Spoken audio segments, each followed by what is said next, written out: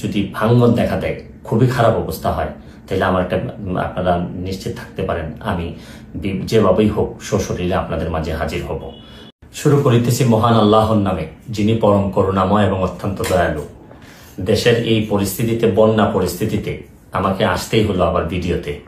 আমি সোশ্যাল মিডিয়ার মাধ্যমে যেভাবে দেখলাম যে এত পানি, বিশেষ করে আমি আমাদের এলাকায় দেখলাম যে 93 সালের পরে হবিগঞ্জে এত পানি খোয়াই নদীর উপরে কখনো হয়নি।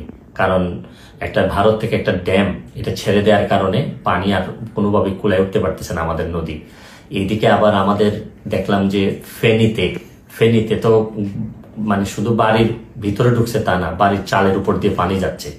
এরকম কুমিল্লা, বিভিন্ন দেশের বিভিন্ন জায়গায় যেভাবে বন্যায় আক্রমণ করছে।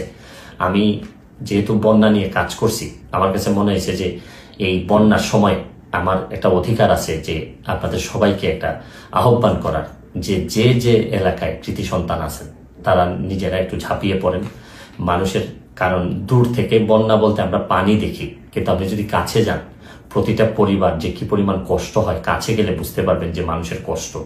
আমরা তো এমনি শুধু থই পানি দেখি, কিন্তু ভিতরে গেলে বোঝা যায় মানুষের খাবারের অভাব হয়, মানুষের পয় নিষ্কাশন ব্যবস্থার অভাব হয়, মানুষের স্যালাইন লাগে। সামান্য একটা স্যালাইন নিয়ে যেতে পারলেও অনেক বড় উপকার হয়।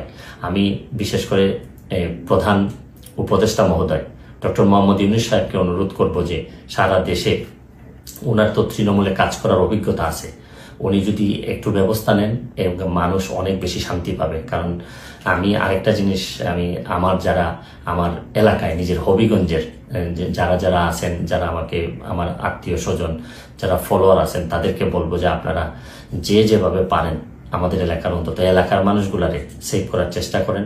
আমার পক্ষ থেকে আমি যেভাবে পারি কিছু না কিছু সহযোগিতা করার চেষ্টা করব। কারণ সবাই একসাথে দাঁড়াইলেই দেশের যে কোনো দুর্যোগে আমরা মানুষের কল্যাণ কিছু করতে পারবো।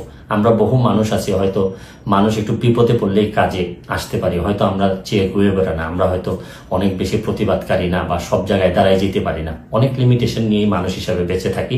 তারপর চেষ্টা করেন যে সবাই মিলে অন্তত বন্যা দুর্গতরে সবকিছুর ঊর্ধ্বে উঠে বন্যা যারা দুর্গত তাদের পাশে দাঁড়াবেন, এইটুকু আমার আপনাদের কাছে আহ্বান, আপনাদের কাছে চাওয়া।